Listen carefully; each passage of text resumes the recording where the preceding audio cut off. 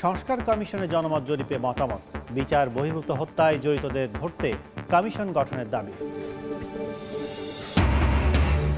এবং বিশ্ববাজারে কমলেও দেশে লাগামহীন ছোলার দাম কেজিতে বেশি গুনতে হচ্ছে 20 টাকা। রমজান সামনে রেখে মধ্যস্বত্বভোগীদের কারসাজির অভিযোগ।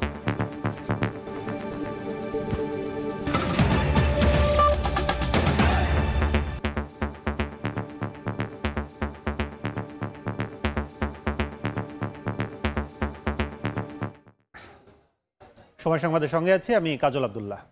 পুলিশ সংস্কার কমিশনের জনমত জরিপে বাহিনীটির রাজনৈতিক ব্যবহার বন্ধ চেয়েছেন বেশিরভাগ মানুষ। ক্ষমতার অপব্যবহার করে বিচার বহির্ভূত হত্যায় জড়িতদের বিচার নিশ্চিতেও কমিশন চেয়েছেন সচেতন নাগরিকরা। সংস্কার কমিশনের দাবি, প্রতিবেদন তৈরিতে প্রাধান্য দেওয়া হয়েছে জনমত জরিপ। সব পক্ষের মতামতের ভিত্তিতে নতুন বছরের শুরুতেই জমা হবে রিপোর্ট। মাসুদুর রহমানের প্রতিবেদন, ছবি তুলেছেন আশরাফুল ইসলাম। তৎকালীন সরকারও বিষয়টি আমলে নিয়ে গত অক্টোবরে 9 সদস্যের কমিশন গঠন করে। কমিশন কাজ শুরু করে পুলিশ সংস্কারে কেমন পুলিশ চাই শীর্ষক জনমত জরিপ শুরু করে। 15 দিনের জরিপে প্রায় 24,500 মানুষ মতামত দিয়েছেন। জরিপে সবচেয়ে বেশি ভোট পড়েছে বাহিনীটির রাজনৈতিক ব্যবহার বন্ধে। এরপর আছে ক্ষমতার অপব্যবহার করে দুর্নীতি বন্ধ এবং গুম, বিচার বহির্ভূত হত্যায় দায়ী পুলিশের বিচারে কমিশন গঠন। এমন একটা পুলিশ বাহিনী তৈরি হয় যাদের কাছে আমরা নিরাপত্তা পাই, রাজনৈতিক আশ্রয় থেকে বিরত থাকবে আর জনবান্ধব হিসেবে কাজ করবে। 999 সেবা, পুলিশ ক্লিয়ারেন্স, অনলাইন জিডি সহ পুলিশের 8টি সেবাধর্মী কাজের গতি বাড়ানোরও সুপারিশ করা হয়েছে। অনলাইনের মাধ্যমে যদি আমরা এগুলা কার্যক্রমগুলো আরও বা এইভাবে সংস্কার করতে পারি, তাহলে সেক্ষেত্রে দেখা যাবে যে এই সেবাগুলোর মান আরও বেশি উন্নত হবে এবং জনগণের হয়রানিটা আসলে কমবে। সে যে বাসা পর্যন্ত যেতে পারবে সেটা নিরাপত্তা তার ছিল না। এখন যেহেতু সেই সুযোগটা আসছে, সেটাও সংস্কার হোক। সংস্কার কমিশন বলছে 54 ধারার অপব্যবহার বন্ধের পক্ষে তারাও। তার মধ্যে আমরা এটা চেষ্টা করেছি যাতে একটা সুপারিশ প্রণয়ন করা একটা রাজনৈতিক প্রভাবমুক্ত এবং জনগণের বন্ধু একটা পুলিশ আমরা দিতে পারব। জনমত জরিপকে সর্বোচ্চ গুরুত্ব দিয়ে প্রতিবেদন তৈরি করা হয়েছে বলে জানিয়েছে কমিশন। জরিপটা দিয়েছিলাম আমি পাবলিকের কনসেন্টটা নেওয়ার জন্য। পাবলিক পিপুল যে কনসেন্টটা দিয়েছে আমাদের, সেটা খুবই গুরুত্বপূর্ণ এবং তারা ভুক্তভোগী হয়ে এই কনসেন্টটা দিচ্ছে। সেই জন্য আমরা মূলত তাদের কনসেন্টের উপর জোর দিচ্ছি। জানুয়ারির ফার্স্ট উইকে আমরা আশা করতেছি একটা রিপোর্ট আমরা তৈরি করতে পারবো। অপরাধ বিশ্লেষকরা বলছেন, সংস্কার কমিশনের প্রতিবেদনের সুপারিশ বাস্তবায়ন অন্তর্বর্তী সরকারকেই শুরু করতে হবে। কাঠামোগত যে পরিকল্পনা প্রণয়ন সেগুলো শুরু করতে হবে। শুরু করলে এর বাস্তবায়নের ফলাফলও যখন মানুষ দেখতে পাবে, তখন কিন্তু এটি রাজনৈতিক দলের সরকারের জন্য এগুলো অনুসরণ বা এগুলো ধারাবাহিকতা রাখা কিন্তু একটা চাপ তৈরি হয়। পঞ্চগড়ে বিএনপির সমাবেশে আসতে শুরু করেছেন নেতাকর্মীরা। সমাবেশে ভার্চুয়ালি যুক্ত হওয়ার কথা ভারপ্রাপ্ত চেয়ারম্যান তারেক রহমানের। এই মুহূর্তে সমাবেশ স্থলে আছেন সহকর্মী আহমেদ সালেহীন। সরাসরি যাচ্ছি তার কাছে। সাম্য, সম্প্রীতি এবং আজকে পঞ্চগড়ে এই সাকুয়া উচ্চ বিদ্যালয় স্কুল অ্যান্ড কলেজ মাঠে অনুষ্ঠিত হচ্ছে জনসভা এবং এই জনসভায় যোগ দেবেন বিএনপি মহাসচিব মির্জা ফখরুল ইসলাম আলমগীর। ইতিমধ্যে তিনি ঢাকা থেকে রওনা হয়ে পঞ্চগড়ের পথে রয়েছেন। কিছুক্ষণের মধ্যেই তিনি এই সমাবেশে যোগ দিবেন। দুপুর 2টায় সমাবেশ শুরু হওয়ার কথা থাকলেও ইতিমধ্যে নেতাকর্মীরা এই সমাবেশস্থলে উপস্থিত হয়েছেন।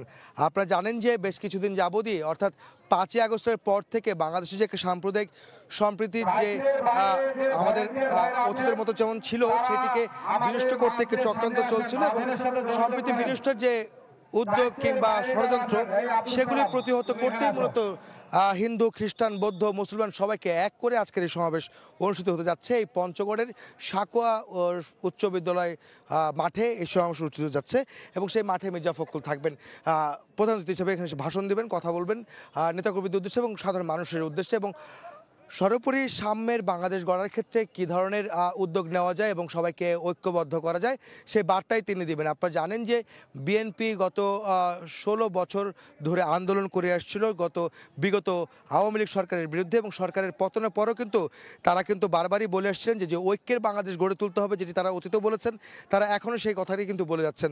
তবে আমরা একটি বিষয় বলতে চাই যে 2018 সালের 23শে ডিসেম্বর এই মাঠেই সমাবেশ করেছিলেন, নির্বাচনী জনসভা করেছিলেন বিএনপি এবং মির্জা ফখরুল আলম সেখানকার প্রধান অতিথি ছিলেন। কিন্তু আজকে ঠিক 6 বছর পর 22শে ডিসেম্বর সেই সমাবেশে আজকে এই মাঠে অনুষ্ঠিত যাচ্ছে, যেখানে মির্জা ফখরুল আবারও সেই অনুষ্ঠানে প্রধান অতিথি। আপনারা জানেন যে নির্বাচনের একটি তারিখ নিয়ে বা নির্বাচনের রোডম্যাপ নিয়ে কথা হচ্ছে অন্তর্বর্তীকালীন সরকারের পক্ষ থেকে এবং বিএনপির পক্ষ সহ ছাড়াও সব ধরনের রাজনৈতিক দল কিন্তু নির্বাচনের একটি রোডম্যাপ ঘোষণার কথা অন্তর্বর্তীকালীন সরকারকে বলছে। সেই রোডম্যাপ ঘোষণার হলো বা না হলো সেই বিষয় চাইতেও এই মাঠ থেকে আসলে নির্বাচনের প্রচারণা কিংবা নির্বাচনী একটি ইঙ্গিত কিন্তু বিএনপি নেতারা দিবেন, সেটাও কিন্তু ভাবা যাচ্ছে। তো এই ছিল আমার কাছে পঞ্চগড়ের সাকুয়া উচ্চ বিদ্যালয় স্কুল অ্যান্ড কলেজ মাঠের জনসভার সব শেষ খবর। এতক্ষণ সরাসরি ছিলাম পঞ্চগড়ে বিএনপির জনসভা স্থলে। রোহিঙ্গাদের মিয়ানমারে ফেরাতে বঙ্গোপসাগরীয় দেশগুলোর কূটনৈতিক সম্পর্ক ভূমিকা রাখবে বলে জানিয়েছেন পররাষ্ট্র উপদেষ্টা তৌহিদ হোসেন।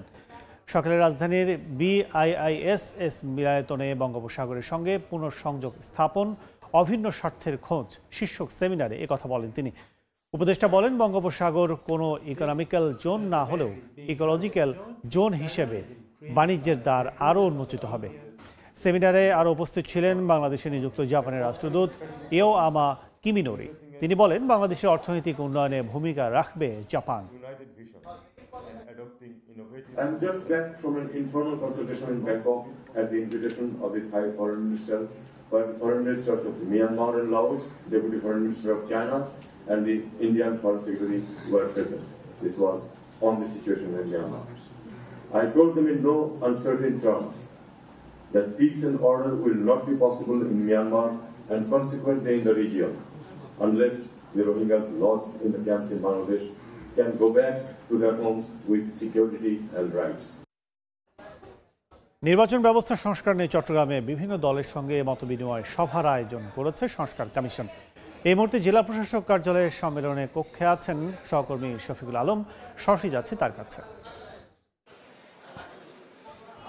আগামী জাতীয় সংসদ নির্বাচনকে সামনে রেখে আজকে সে সংস্কারের বিষয় নিয়ে ভেতরে মত বিনিময় সভা হচ্ছে, যেটি নির্বাচন ব্যবস্থা সংস্কার কমিশনের আয়োজনে এটি প্রথমবারের মতো চট্টগ্রামে জেলা প্রশাসন যে সম্মেলন কক্ষ রয়েছে সেখানে ভেতরে চলছে। সেখানে নির্বাচন কমিশনের প্রধান ডক্টর মদিউল আলম মজুমদার এবং সদস্য জেসমিন টুলি এবং তোফায়েল আহমেদ সহ 10 সদস্যের একটি টিম ঢাকা থেকে তারা ছুটে এসেছেন এবং সেখানে যে বিএনপি সহ যে রাজনৈতিক দলগুলো রয়েছে তাদের সাথে বিভিন্ন বিষয় নিয়ে ভিতরে কথা বলছেন। সেখানে আসলে মিডিয়া কর্মীদের কিছু 10 মিনিট আগে সেখান থেকে বের করে দেওয়া হয়েছে মিডিয়া কর্মীদের। পরবর্তী তারা কি সিদ্ধান্ত হচ্ছে নির্বাচনে কি আছে সেটি তুলে দেওয়া হবে।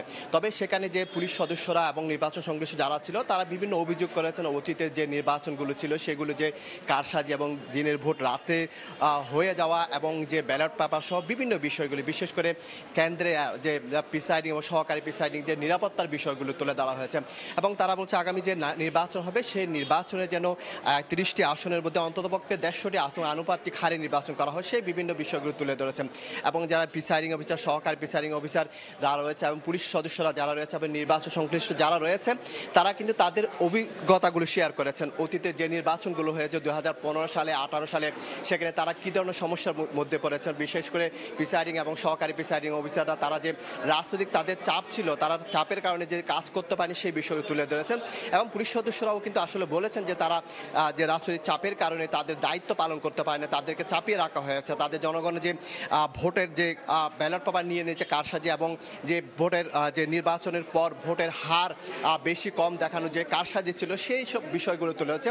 তো দেলোয়ার আমাদের বদিউল আলম মজুমদার কিছুক্ষণ পরে কিন্তু তাদের সাথে যে মিটিং হচ্ছে সেখানে সেইটি শেষ করে মিডিয়া কর্মীদের সাথে কথা বললেন। তো এই ছিল আমার কাছে চট্টগ্রাম প্রথমবারের মতো আগামী জাতীয় সংসদ নির্বাচনকে সামনে রেখে বিভিন্ন দল এবং বিভিন্ন সংস্থার সাথে যে মত বিনিময় সভা হচ্ছে সেটি সর্বশেষ তথ্য। পরবর্তী সরকারকে চাপে ফেলতেই টঙ্গী ইজতেমা ময়দানে হত্যার ঘটনা ঘটানো হয়েছে বলে দাবি করে ঢাকা বিশ্ববিদ্যালয়ের একদল শিক্ষার্থী অভিযোগ করেছেন আওয়ামী লীগ সরকারের মদতপুষ্ট সাদপন্থীরা এই ঘটনায় জড়িত। সকালে ঢাকা বিশ্ববিদ্যালয় মসজিদ প্রাঙ্গণে সংবাদ সম্মেলনে কথা বলেন তারা। অভিযোগ করেন 2018 সালে একই ঘটনা ঘটায় সাদপন্থীরা, কিন্তু আওয়ামী লীগের সাথে যোগ সাজসের কারণে বিচার হয়নি।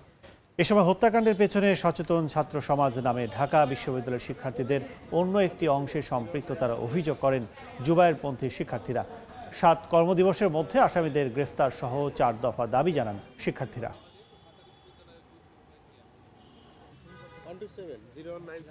দেশের শৃঙ্খলা বিনষ্ট ও অন্তর্বর্তীকালীন সরকারকে চাপে ফেলার ষড়যন্ত্রমূলক এই তৎপরতাকে আমরা ঘৃণা ভরে প্রত্যাখ্যান করছি। আমরা বিশ্ববিদ্যালয় প্রশাসনকে সুস্পষ্ট ভাষায় বলতে চাই, এই ভুইফোর সংগঠনের সদস্যদের চিহ্নিত করে অবিলম্বে তাদের জবাবদিহিতার আওতায় নিয়ে আসতে হবে এবং ভবিষ্যতে যাতে এই ধরনের অপতৎপরতার পুনরাবৃত্তি করতে না পারে সে বিষয়ে যথাযথ ব্যবস্থা গ্রহণ করতে হবে। এবার বাণিজ্যের খবর।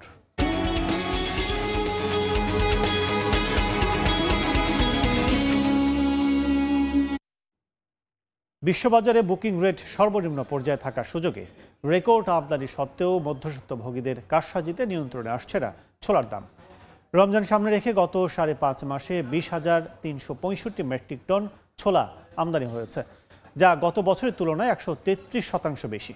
আর $900 থেকে বুকিং রেট কমে দাঁড়িয়েছে $680। অথচ দেশের বাজারে প্রতি কেজি ছোলা 107 থেকে 115 টাকা বিক্রি হচ্ছে। শাখার টিভির ক্যামেরায় বিস্তারিত জানাচ্ছেন কমল দে।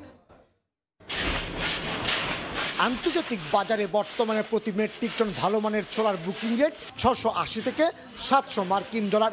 সেই অনুযায়ী দেশের বাজারে প্রতি কেজি ছোলার দাম হওয়ার কথা 85 থেকে 87 টাকা, কিন্তু পাইকারি পর্যায়ে সাধারণ মানের ছোলা 107 থেকে 110 টাকা এবং ভালো মানের ছোলা 113 থেকে 115 টাকায় বিক্রি হচ্ছে।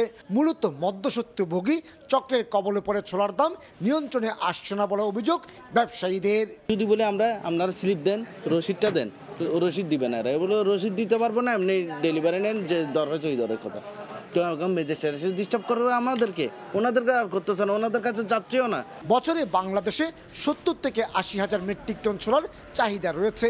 এর মধ্যে শুধুমাত্র রমজান মাসে ইফতারের অনুষঙ্গ হিসেবে 50 থেকে 60 হাজার মেট্রিক টন ছোলার প্রয়োজন হয়। তার বিপরীতে চলতি অর্থ বছরের 15 ডিসেম্বর পর্যন্ত বাংলাদেশে ছোলা আমদানি হয়েছে 20,356 মেট্রিক টন। অথচ তার আগের বছর এই সময় আমদানি হয়েছিল 8,745 মেট্রিক টন। বুকিং রেট কম থাকার সুযোগে রেকর্ড আমদানি সত্ত্বেও বাজার নিয়ন্ত্রণে না আসায় বিস্মিত শুল্ক কর্মকর্তারাও। মধ্যবর্তী লেয়ারে যদি সরকার মনোযোগ দেয়, এখানে সরাসরি যদি ভোক্তার কাছে পৌঁছাতে পণ্যটা যদি সমস্যা না হয়, আমার মনে হয় যে এটা মূল্য ঠিকই থাকবে। 1 মাস আগেও আন্তর্জাতিক বাজারে ছোলার বুকিং রেট ছিল 880 থেকে 900 মার্কিন ডলার, কিন্তু বুকিং রেট কমলো দেশের বাজারে দাম না কমানোর কারণ হিসেবে নানা অজুহাত দাঁড় করাচ্ছেন পাইকারি ব্যবসায়ীরা। বিশেষ করে এলসি খোলার ক্ষেত্রে বেঙ্গুলুতে ডলার মূল্য 120 থেকে 123 টাকা পর্যন্ত রাখা হচ্ছে বলে অভিযোগ উঠেছে। সামনে কম বুকিংয়ে মাল আসবে, আপনার 680 700 ডলার মাল যখন আসবে তখন বাজার কি হয়ে যাবে, কমে যাবে। আগামী 1 মাসের মধ্যে আপনার বাজারটা সরবরাহ অনেক বেড়ে যাবে এবং ছোলার দাম রমজান আসার আগেই আপনার 100 টাকার নিচে চলে আসবে বলে আমরা আশা করতেছি। অস্ট্রেলিয়া থেকে চট্টগ্রাম বন্দর দিয়ে চাহিদার 80% ছোলা আমদানি করা হয়। বাকি ছোলা ভারত থেকে আমদানি হয় স্থল বন্দর দিয়ে। হাজার হাজার মেট্রিক টন ছোলা নিয়ে আসা হচ্ছে অভ্রকুড়িতে। এখান থেকে বস্তাজাত হয়ে চলে যাচ্ছে খাতুনগঞ্জ সহ আশপাশের গুদামে। চট্টগ্রামের এসআক ব্রাদার্স থেকে কমল দে, সময় সংবাদ। বিরুদ্ধে রেড নোটিশ জারি করেছে ইন্টারপোল। এ বিষয়ে বিস্তারিত জানাতে আন্তর্জাতিক অপরাধ ট্রাইব্যুনালে আছেন সহকর্মী আফজাল হোসেন। সরাসরি যাচ্ছি তার কাছে। জুলাই আগস্টের গণহত্যার মামলার আসামি এবং সাবেক প্রধানমন্ত্রী শেখ হাসিনার বিরুদ্ধে ইন্টারপোল রেড নোটিশ জারি করেছেন, এমনটি কিন্তু জানিয়েছেন আন্তর্জাতিক অপরাধ ট্রাইব্যুনালের chief prosecutor advocate Tajul Islam. এবং তিনি নিশ্চিত করেছেন যে 2 একদিন আগেই তাদেরকে জানানো হয়েছে যে ইন্টারপোলের রেড নোটিশ জারির বিষয়টি। এবং শুধুমাত্র ইন্টারপোলের রেড নোটিশ জারি নয়, শেখ হাসিনার বিরুদ্ধে গ্রেফতারি পরোয়ানাও কিন্তু রয়েছে এবং গ্রেফতারি পরোয়ানার পরেই কিন্তু এই রেড নোটিশ জারির সিদ্ধান্ত নেওয়া হয়। প্রথমে ট্রাইব্যুনালের প্রসিকিউশনের তরফ থেকে রেড নোটিশ জারির ব্যবস্থা করতে পুলিশ মহাপরিদর্শকের কার্যালয়ে যে সংশ্লিষ্ট বিভাগের দায়িত্ব কর্মকর্তা তার কাছে একটি আবেদন করা হয়েছিল এবং সেই পুলিশ মহাপরিদর্শকের কার্যালয় থেকেই ইন্টারপোলের সঙ্গে যোগাযোগ করা হয় এবং ইন্টারপোলের কাছে একটি রিকোয়েস্ট পাঠানো হয় এবং ট্রাইব্যুনালের যে আদেশ ছিল গ্রেফতারি পরোয়ানার বিষয়ে শেখ হাসিনার বিরুদ্ধে, সেটি সহ ইন্টারপোলের কাছে পাঠানোর পরে এই রেড নোটিশটি জারি হয়েছে, এমনটি কিন্তু ট্রাইব্যুনালের চিফ প্রসিকিউটর আমাদেরকে জানিয়েছেন। শুধু তাই নয়, শেখ হাসিনা ভারতে রয়েছেন, ভারত থেকে কিভাবে বন্দি প্রত্যার্পণ চুক্তির মাধ্যমে শেখ হাসিনাকে দেশে ফিরিয়ে আনা যায় এবং দেশে ফিরিয়ে আনার ব্যবস্থা করতেও আমরা দেখেছি যে আন্তর্জাতিক অপরাধ ট্রাইব্যুনালের চিফ প্রসিকিউটরের কার্যালয় থেকে স্বরাষ্ট্র সচিব বরাবর একটি আবেদনও দিয়েছেন এবং সেই আবেদনের অগ্রগতি কি যদিও এখন পর্যন্ত আমরা জানি না বা প্রসিকিউটরের তরফ থেকে জানানো হয়নি। মামলার যে পরবর্তী তারিখ রয়েছে সেই তারিখে এই বিষয়টি জানাতে বলা হয়েছে। অর্থাৎ গত তারিখে যখন শেখ হাসিনার মামলা ছিল তখনই কিন্তু ট্রাইব্যুনালের বিচারপতিরা জানতে চেয়েছিলেন যে শেখ হাসিনাকে দেশে ফিরিয়ে আনার বিষয়ে অগ্রগতি কি এবং 2 সপ্তাহ অর্থাৎ 15 দিন সময় বেঁধে দেন যে 15 দিনের মধ্যে শেখ হাসিনার বিরুদ্ধে যে গ্রেপ্তারি পরোয়ানা এবং ইন্টারপোল রেড নোটিশ জারির বিষয়ে অগ্রগতি এবং একই সঙ্গে শেখ হাসিনাকে ভারত থেকে দেশে ফিরিয়ে আনার বিষয়ে অগ্রগতি জানাতে বলা হয়। এর মধ্যেই ইন্টারপোলের রেড নোটিশের জারির বিষয়টি নিষিদ্ধ করা গেছে। তবে শেখ হাসিনাকে ভারত থেকে দেশে ফিরিয়ে আনতে যে বন্দি প্রত্যর্পণ চুক্তির আলোকে যে পদক্ষেপ নেওয়ার কথা সেটি আসলে কতদূর সেটি এখনো পর্যন্ত নিশ্চিত হওয়া যায়নি। তো মোটামুটি বলা চলে যে জুলাই আগস্টের গণহত্যার মামলায় সাবেক প্রধানমন্ত্রী শেখ হাসিনার বিরুদ্ধে ইন্টারপোলের রেড নোটিশ জারি করেছে এমনটি কিন্তু ট্রাইব্যুনালের প্রসিকিউশন অফিস নিশ্চিত করেছেন। তো এই ছিল আন্তর্জাতিক অপরাধ ট্রাইব্যুনাল থেকে আমার কাছে সবশেষ খবর। এতক্ষণ সরাসরি ছিলাম আন্তর্জাতিক অপরাধ ট্রাইব্যুনালে। দেখছেন সময় সংবাদ। ওয়েস্ট ইন্ডিজের বিপক্ষে সিরিজ শেষে প্রথম ধাপে দেশে ফিরেছেন টি-20 স্কোয়াডের 4 জন এবং কোচিং স্টাফের 1 সদস্য। বিকেলে ফিরবেন আরও 7 জন, বাকিরা আসবেন সোমবার। প্রথম ধাপে আসা সদস্যরা হলেন জাকির আলী অনিক, হাসান মাহমুদ, তাসকিন নাহিদ রানা এবং সিনিয়র সহকারী coach Mohammad Salauddin. Test series ড্রয়ের পর ওয়ানডে সিরিজে হোয়াইট ওয়াশ হলেও টি-20তে প্রথমবারের মতো ক্যারিবিয়ানদের ক্লিন সুইপ করেছে বাংলাদেশ। সোমবার সকালে 2 ক্রিকেটার আর রাতে আসবেন আরও 4 জন। লিটন কুমার দাস ফিরবেন বিকেল 5টায়। দেশে ফিরেও খুব একটা বিশ্রামের সময় পাবেন না ক্রিকেটাররা। প্রস্তুতি নিতে হবে বিপিএল এর জন্য। ক্যারিবীয় সিরিজের সাফল্য বিপিএল ও আসন্ন চ্যাম্পিয়ন্স ট্রফিতে ধরে রাখতে চান ক্রিকেটাররা।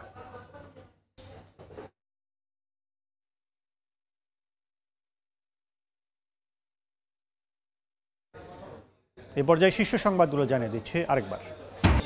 কমিশনের জনমত জরিপে মতামত, বিচার বহির্ভূত হত্যায় জড়িতদের ধরতে কমিশন গঠনের দাবি।